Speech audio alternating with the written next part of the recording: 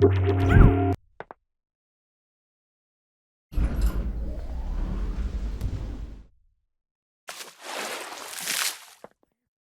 that we've dealt with so far throughout all of this stuff, all of the different setups and methods that we've examined, has had to do with large-scale deformation.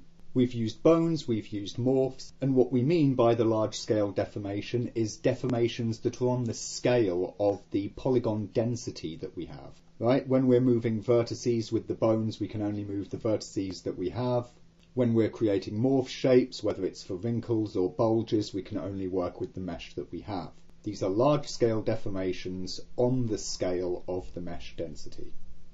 However, what we might also desire to do with facial rigging, and often do, especially if we're dealing with realistic facial rigs, creatures for VFX shots, that sort of thing, is that we want to be able to do small-scale details as well. Fine detail adjustment. Now, of course, we're used to adding fine details to a mesh. You know, we use bump maps, normal maps, or even displacement maps, all of which just come from either images or procedurals or whatever, and give added detail to our mesh beyond the polygonal level, finer scale detail. And we can use this within our face rig as well. So let's have a quick peek at some basics. First of all, I'll just pop up a VPR here. I'm just going to use 100% intensity on ambient.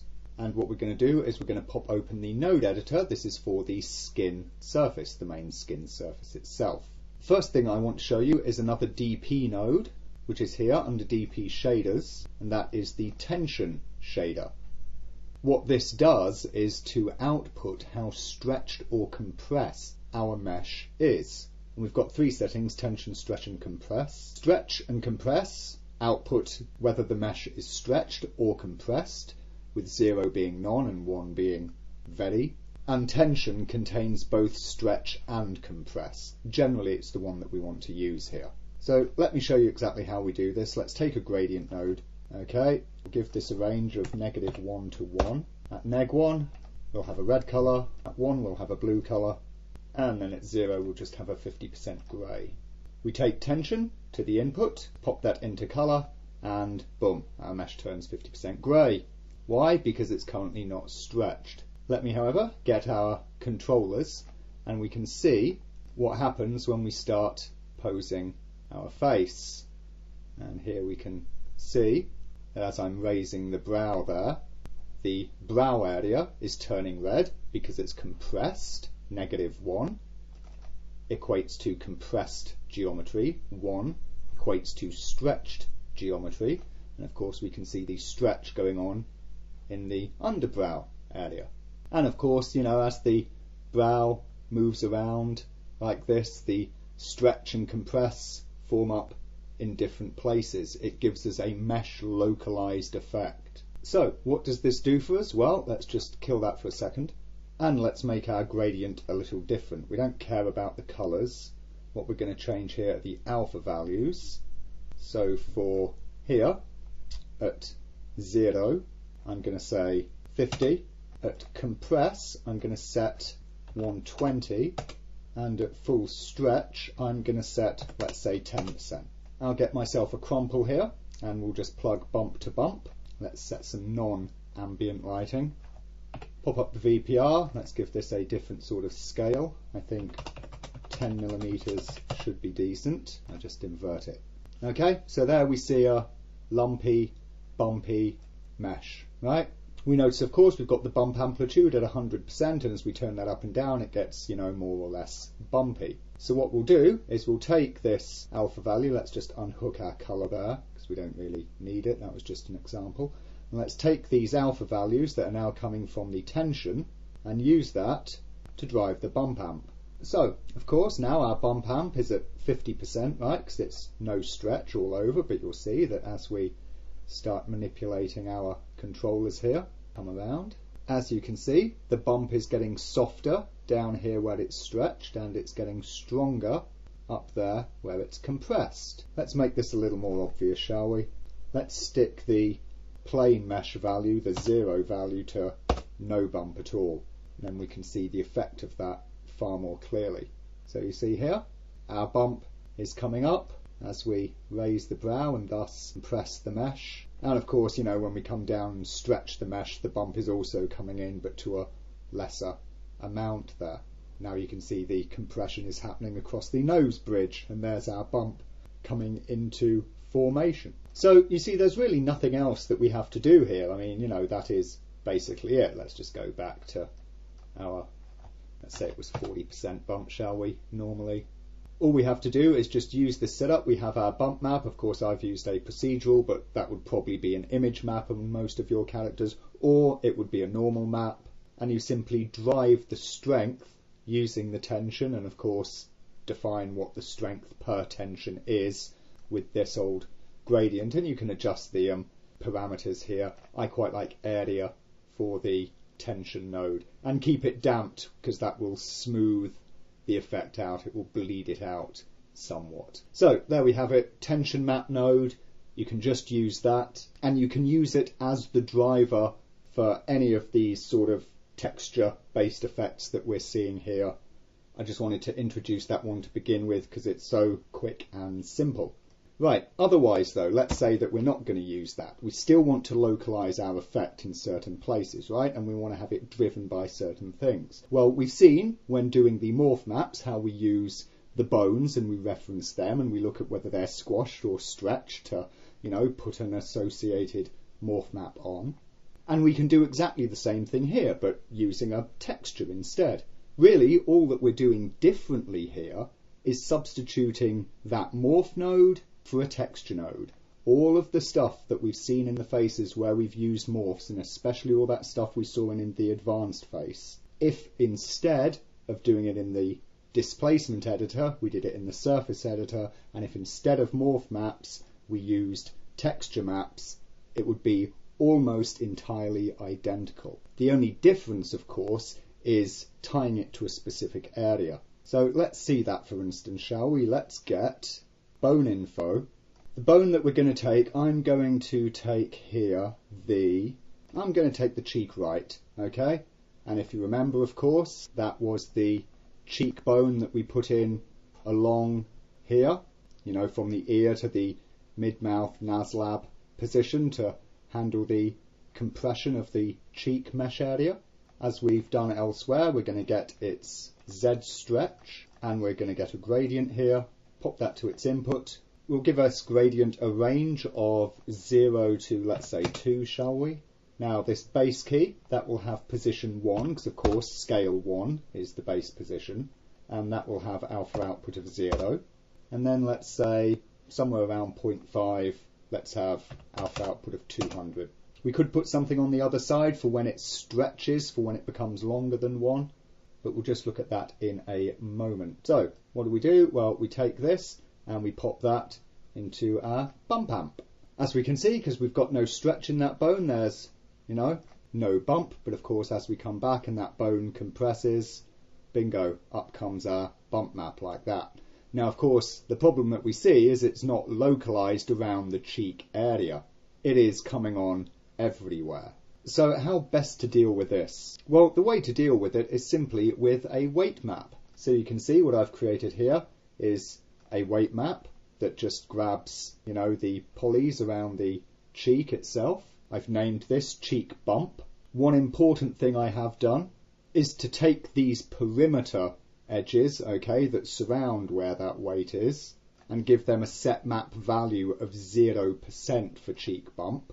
That is important because, if I just unhook this for a second, let's just take a gradient into color temporarily. 0, I'll make it black. At 1, I'll make it white. I'll get vertex map, weight map, set that to be the cheek bump weight, and just plug that to the input. You see, because of this, I get this softening out to that perimeter. If I didn't put an explicit value of 0 weight on those perimeter edges, so those edges, those vertices were not part of the cheek bump weight map, then I'd get this hard block coloration here. So there you go, you see my weight map essentially acts as an alpha. So I'd just take a scalar multiply here, let's get my weight map, pop the alpha from the gradient to that, weight map to it, put the result to bump amp, let's plug that back into bump. What we now see is when we pull on that, bingo, the bump only appears in that area, and as you can see, it's feathering off as it, comes to the edges around there. Of course, what you see is, since that was a symmetrical map, I had it created on both sides of the character. Even though it's only the right side that has squished, the bump has also come in on the left side. So what you can see is you would need to create separate maps, one for the left, one for the right, and of course for each area of the face that you wanted to do this sort of an effect upon. Now, let's not forget, of course, we had different sides that we could go to here, right? So we might have one bump map or one normal map that represents the compressed state, and another one that represents the stretched state. This gets into another technique that can be used in wrinkle mapping, which is where you use, image maps to produce wrinkles, in that you don't simply have a map with wrinkles drawn on it that you either make stronger or softer. You can actually have two maps, one that represents the compressed wrinkled state and another map that represents the stretched state, perhaps having some stretch lines or marks appearing on that map instead. Okay, in order to do this, we just need to double up. So let's get a copy of my gradient here. I can use this exact same value to go to its input. This key will now become a value greater than 1. Let's say, 1.5, shall we? And we'll have this with a high alpha as well. Maybe it's just going to be alpha 100. For say's sake, we'll find ourselves some different bump map here. This would represent, our stretched image, if you will, our stretched state. Use its alpha to drive the bump amp of that. Of course, vector add the two bumps here together, and there we go. We've now got this one for the squashed state, and we have this other driving our stretch state. So as you can see, we're able to go through these two different effects like that. So you see, it's basically exactly the same thing that we did with the morphs, and we can do exactly the same thing that we did with those, where we, reference a bone's location depending on which way that bone is facing, if we want to get, wrinkles running across or wrinkles running up and down. In exactly the same way that we had, the forehead squeeze morph and the forehead lift morph, we can have the same for image maps. We can have a forehead lift image map, a forehead squeeze image map, and so on. The only difference is this, the weight map, because of course with the morph maps, they were already localized to a certain area of the mesh by only being modeled on that area of the mesh. With an image map, you don't have that. Well, I suppose you could use lots of image maps that were, pre-painted in just a specific area. And that's certainly doable. There's nothing wrong with that approach. It is just a different way of managing it. But also, you can contain all of your stretch information, all of your compress information, image information that is, in single maps, and then you can just blend them out using weight maps like this, so as they only come on a certain area of the mesh itself. Now, there is something else that we can do, and let me just get rid of the whole bump effect here, and that is to use displacement. So I'm just going to switch to shaded, and what we'll do is we'll take our crumple here and let's plug the alpha to the surface displacement input. If we then come on over to our deformation, we've got, of course, enable bump, and that gives us whatever displacement is being fed in here on the surface editor. Now, for that to work, we need lots of subdivisions, so let's try them at, 12, shall we? Now, at the minute, we don't appear to be getting any detail in the displacement. The reason why is the subdivision order. At the minute I've got it set to last, so this displacement is happening just on the base mesh, which of course has no detail in it. Then it's being subdivided to this super fine grain mesh that, we can see just on the edge of the screen over there. What we need to make sure is that we get our subdivision and displacements ordered correctly. Of course, for our nodes, for our morphs, we needed to have all of those occurring before bones, right? This we need to come later. We don't want that before the bones. We want that to be the surfacing effect that happens at the end. So before local displacement is really what we're wanting there. The trick is here on the subdivision order. Where I want it to occur is after bones. Now this might seem strange because of course you say, well, after bones, that's before displacement, right? And my morph displacement, I want that to be occurring before subdivision.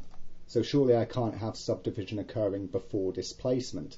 Ah, yes, that's true, you can't. But your nodal morph displacement is already happening before bones. So as long as the subdivision order here is set to after bones, then it will subdivide after this displacement, but before this displacement.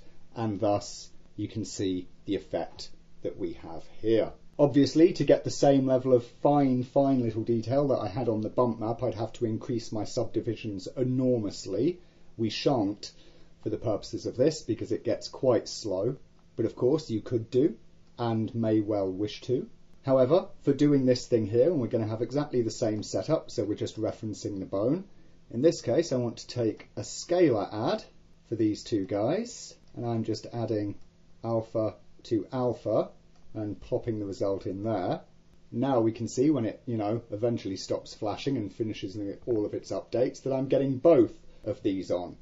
Why? Well, simply we need to reorder our node network because of course we're no longer driving bump amp because we're not using the bump output, so it's no good to us. So we still need our weight map, right? We still need our bone scale. We still need the gradient effect, so we need the gradient multiplied by the weight map, and then we need the alpha multiplied by that. So another multiply node, pop that in there, pop the alpha into that, and then the result of this comes to our displacement or our add node. In fact, if we just temporarily put that as the only displacement input, then you can see here just between the flashes whilst it's trying to update all of that information, there it is. I've got that displacement occurring only here in that cheek area. And of course, if I do the same thing over here for my, stretch version map, so there's its alpha to yonder, and that's to our add.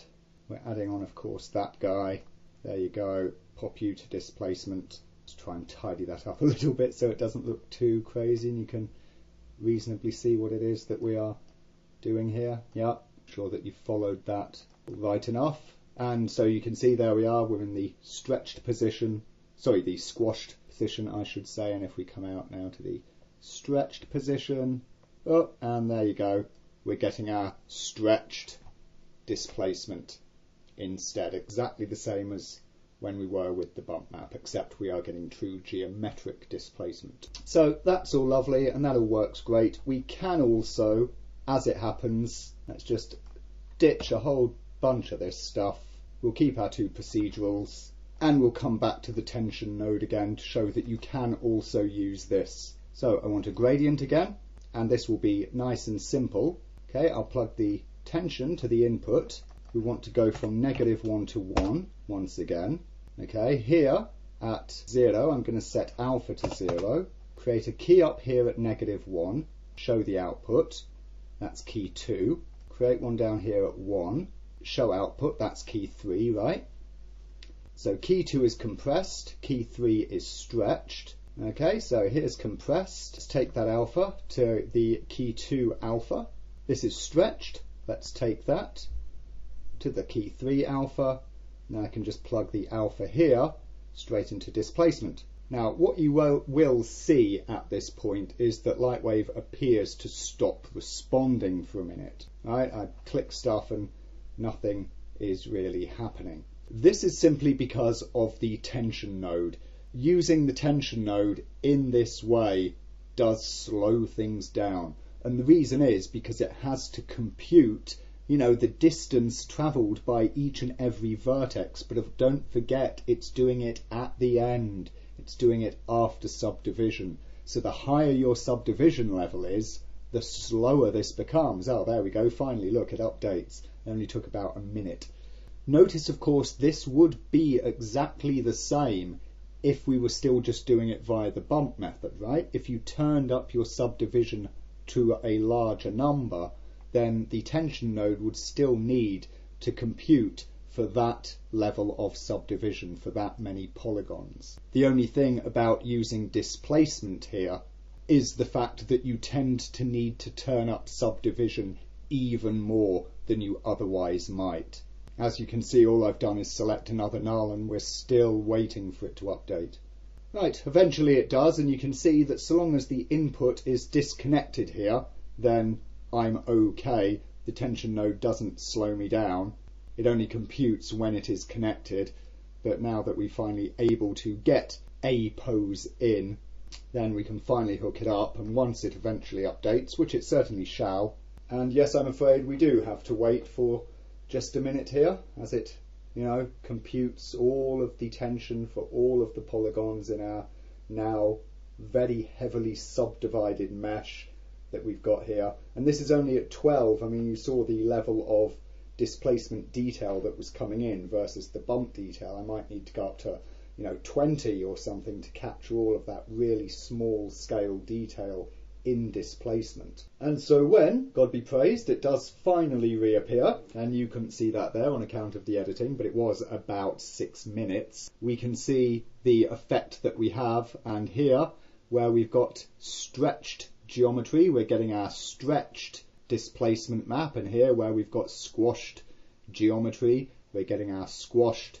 displacement map. And you can see the same stuff is going on over here on the forehead. I've got the stretch marks coming on the forehead where it's been stretched down, and I've got the crumple marks coming on the brow where it's been smushed, and there you basically have it.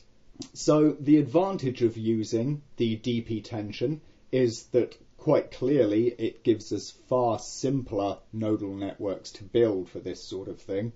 The disadvantage is, of course, the additional time that it takes to compute. And that's not just something that it has to compute in viewport. It has to do this when you render.